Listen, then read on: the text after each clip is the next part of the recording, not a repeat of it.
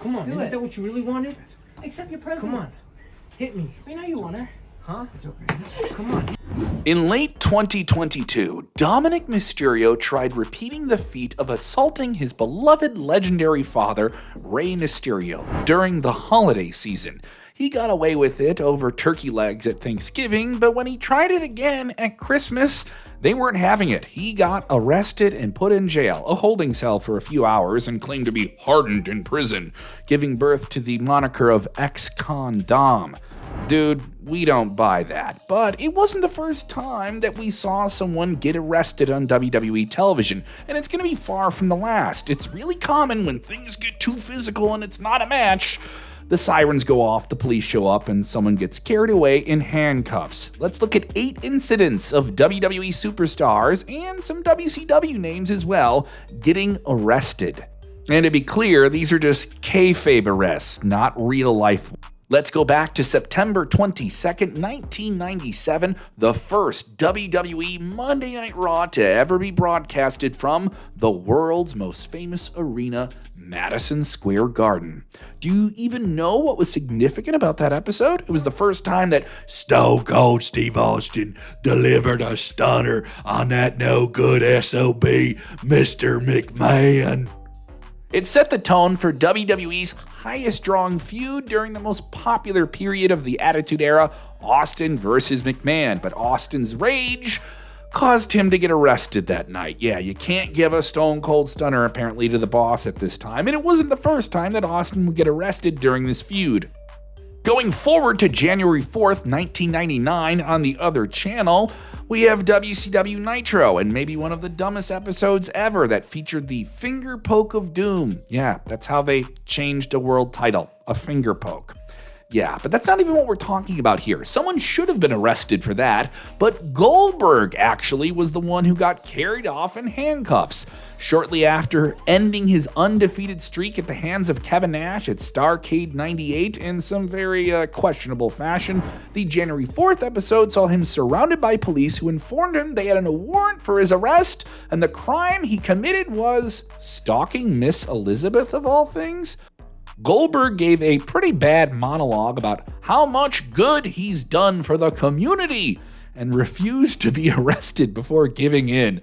Not so bad, right? Well, it gets worse. Goldberg was booked for a rematch against Kevin Nash in the main event because WCW said that he was downtown in Atlanta and couldn't make it back in time for his match 2 hours later. How bad is the traffic? It would result in him being replaced. The actual police station was literally down the road, meaning that even if after the accusations were found to be baseless, he could have simply just walked back to the Georgia Dome. He doesn't even need to take a taxi.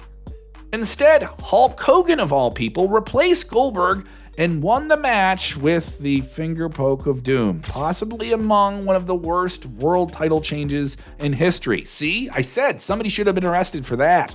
It still gets worse when we didn't even mention that the January 4th episode was the one where the Monday Night Wars completely changed in WWE's favor. WCW commentator Tony Schiavone, upon the instruction of the higher-ups, spoiled the pre-tape Raw results by revealing that Mankind, portrayed by Mick Foley, was going to beat The Rock and become the WWE champion. Yeah, that'll put butts in seats, is what he said, leading to 600,000 people to change the channel over to a pre-taped episode of Monday Night Raw from a live broadcast of Nitro. Raw had literally been winning in the ratings for over 2 months by that point, but this was a permanent shift. Things just never seemed to go exactly back in WCW's favor for a long period of time. Talk about a pretty bad decision. Once again, someone should have been arrested for this.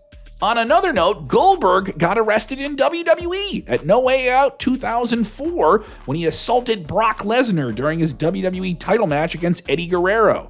Goldberg, you gotta stay out of trouble, buddy. The Miz and R-Truth were thorns in the side of basically everyone in the main event scene on Monday Night Raw in WWE in the summer of 2011. Forming a team known as the Awesome Truth, they declared that there was a conspiracy keeping both of them away from the world title in the top spots. The Miz having headlined WrestleMania only a few months earlier, while R-Truth was coming off a long end of a feud where he didn't come out on top against then WWE Champion John Cena. After attacking Triple H and CM Punk at the Night of Champions, they were fired the next night on Raw. And despite this, they interfered in the main event at the Hell in a Cell by hijacking the WWE title match between Alberto Del Rio, Cena, and CM Punk. They trapped themselves inside the cell, wreaking havoc and forcing Triple H and the rest of the WWE roster to try and find a way in, while the lock was being broken. This eventually led to the New Orleans Police Department arresting them. Even while in handcuffs, a furious Triple H couldn't help but beat the two men up while they were handcuffed. Triple H, I don't think that's legal. They're already being arrested. And possibly one of the most comedic arrests in WWE television history. Yes, that's a real thing we have to consider.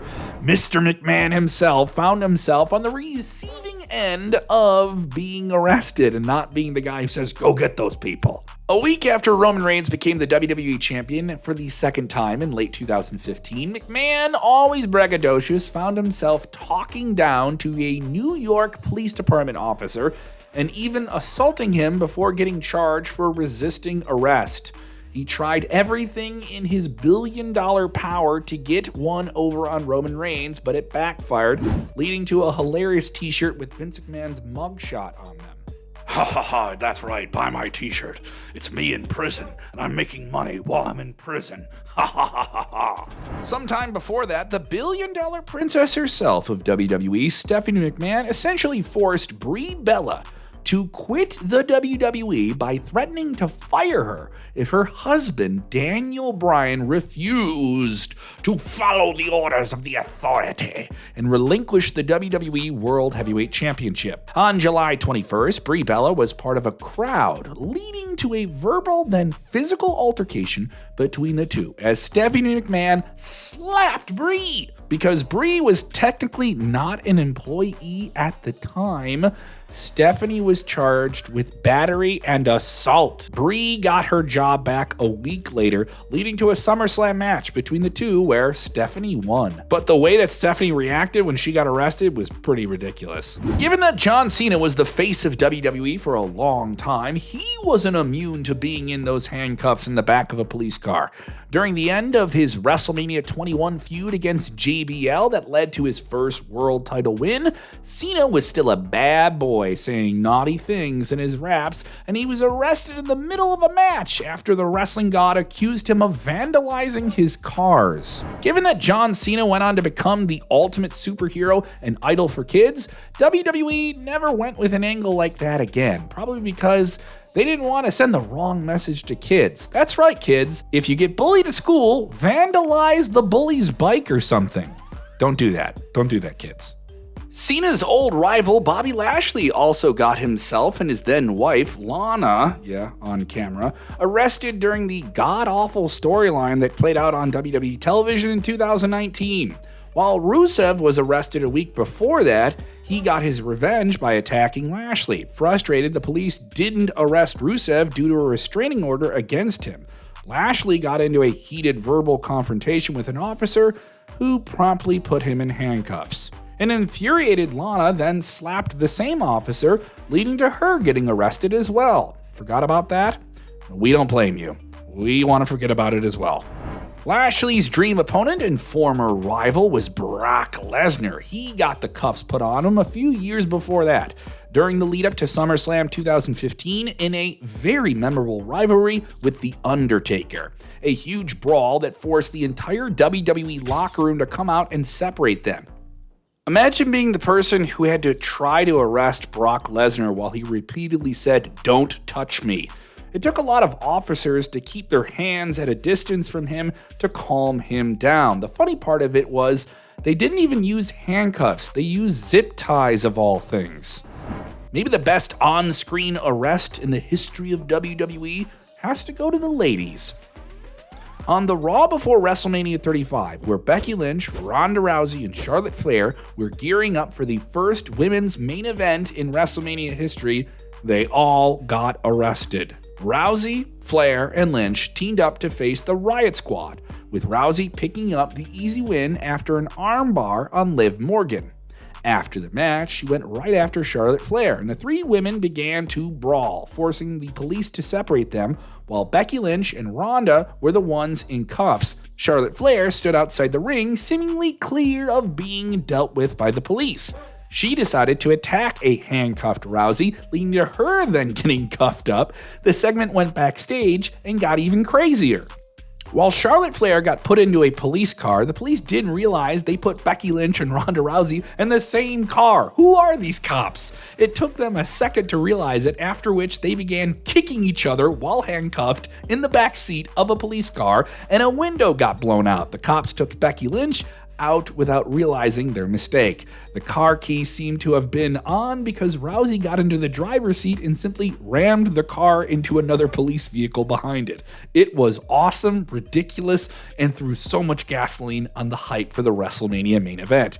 Which arrest would you have included on this list? What about Big Boss Man? He's a wrestling cop. Let us know what you think in the comments below.